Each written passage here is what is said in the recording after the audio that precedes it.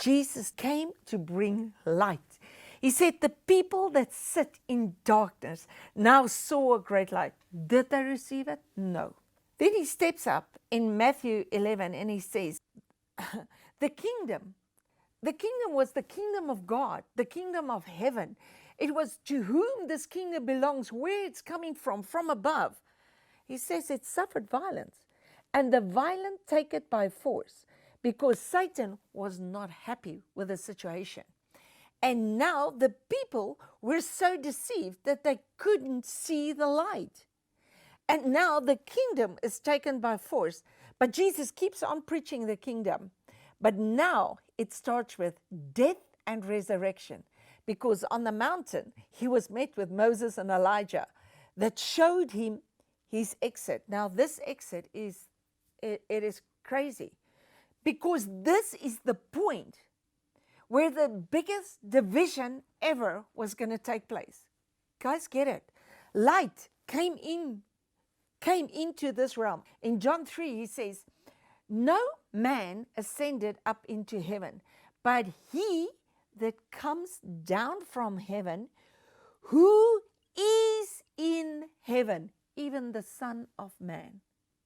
So the Son of Man is a body of a man that is infiltrated with the Spirit of God.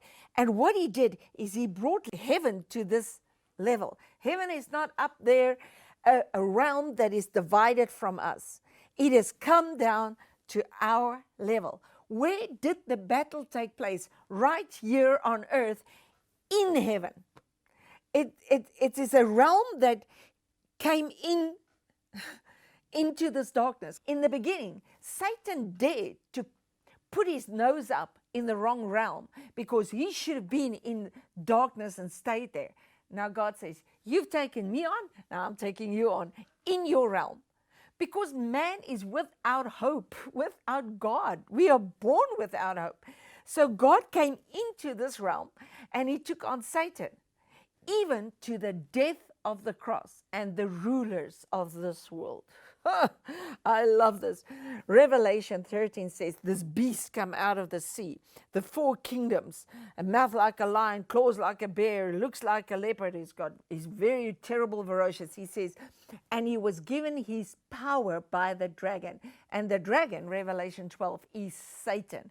So Satan is behind all the kingdoms of the world. Remember when Jesus took the temptation, he took him in an instant, to a high mountain, in a twinkling of an eye, in an instant. He showed him all the kingdoms of the world, and he said, bow. Where do we read this? In Daniel, when the statue was there, and he said to, you're the head of gold, you're the King of Kings, small letters. The next very chapter, the spirit of darkness came upon this man. In chapter 1, he said, oh, Daniel, your God is the God.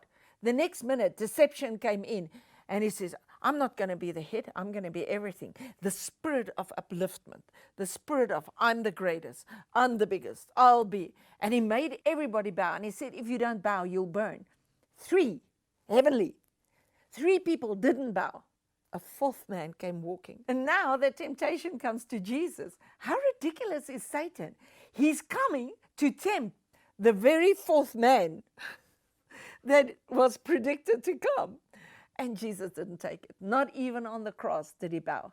So Satan was bound for a short time. Now this is the only perfect time that is on earth. And by the way, 1,000 doesn't mean millennium. It means perfect. And after a short while, he was led out again.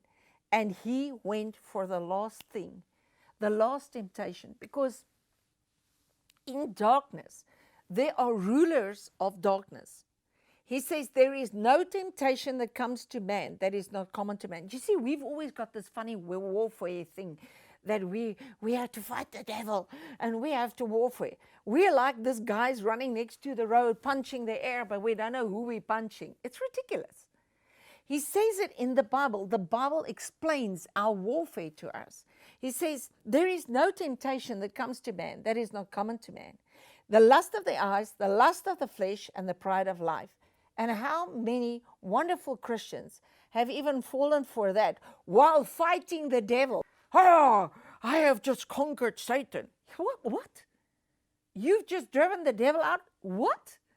You're no match for him, man. Your life is not a drop in the bucket. It's a small atom in the drop of the bucket. It's ridiculous. What fight are we fighting? So Jesus came and he took the last temptation. He said, I cannot be separated from creation. I'm forever tied to creation. Isn't this the most wonderful sermon? I am so excited. And he was willing to give up the ghost. And something terrible happened there. It became dark from the 6th hour to the 9th hour. Now, remember when Paul got saved? In the midday, a light appeared to him, greater than the midday sun. It was so bright, it blinded everybody. Now, the light of the world went out. It became dark. The sun was up, but because the light went out, in him was life, and the life was the light. He literally poured out his life for his creation. And what he said there, he says, my Father, why hast thou forsaken me? Please, this is terrible. Just before he died, he was praying for his disciples, and he said, I'm going to go, but I'm going to make a place that you can be where I am. And then the whole chapter 17 of John, he says, I and the Father are one.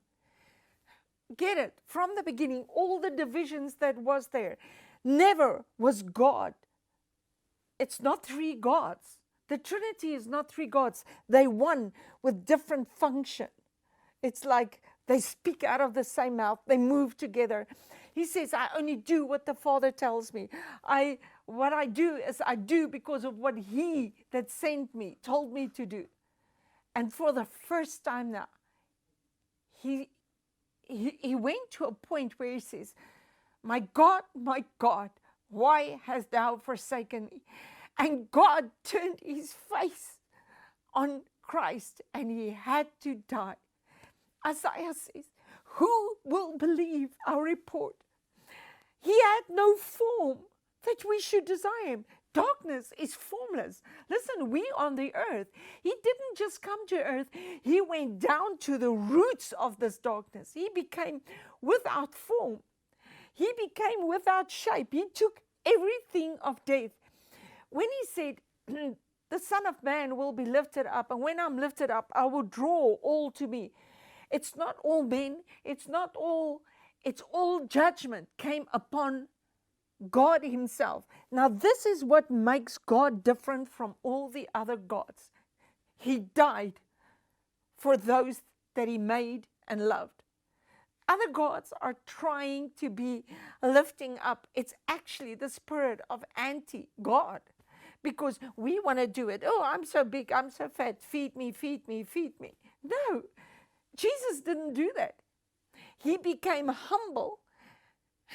He came in our shoes. He came to a point where there is no one so low on earth that Jesus didn't become lower as that. Because God turned his face away from it. I don't care how poor you are. I don't care how sick you are. I don't care what has happened to you and what has been done to you. God has never turned his face from you. But from Christ, he turned his face. But now he comes. In John 16, the last verse, he says, guys, I want you to know, do not, maybe you should read it. These things have I spoken to you, that in me you might have peace. In me you might have peace. Outside of Christ, there's no peace. He says, in the world you shall have tribulation, but be of good cheer. I have overcome the world. Now listen, if he talks about the tribulation that followed the cross, and he says, don't worry, you will overcome. What do we read in Revelation? You will overcome. He that overcomes, he that overcomes, he that overcomes. And it is important to know that our overcoming is not in our greatness. We are no match for Satan. We are no match for darkness. But what Jesus did when he died, he poured his spirit out on man. And the most wonderful scripture for creation is 2 Corinthians 4, verse 6. For God, who commanded the light to shine, my word, when he says this, all the purposes of God, everything, all the realms, everything of heaven and earth, and everything comes together.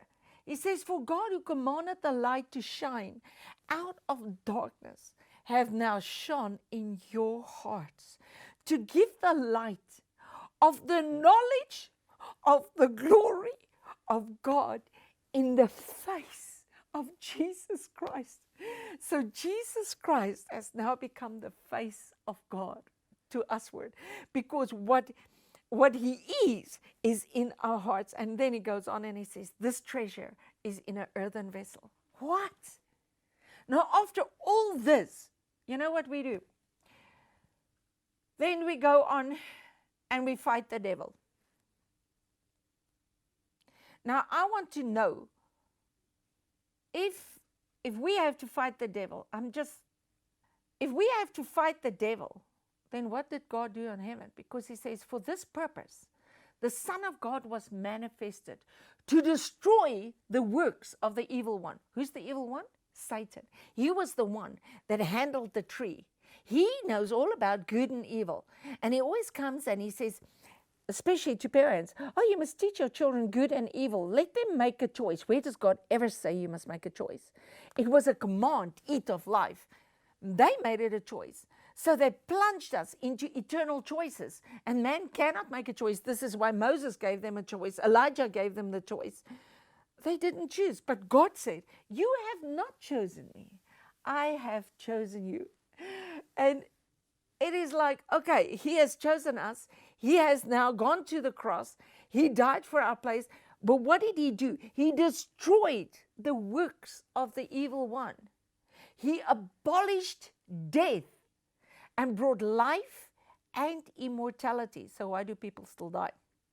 What is going on? What is our fight? Now,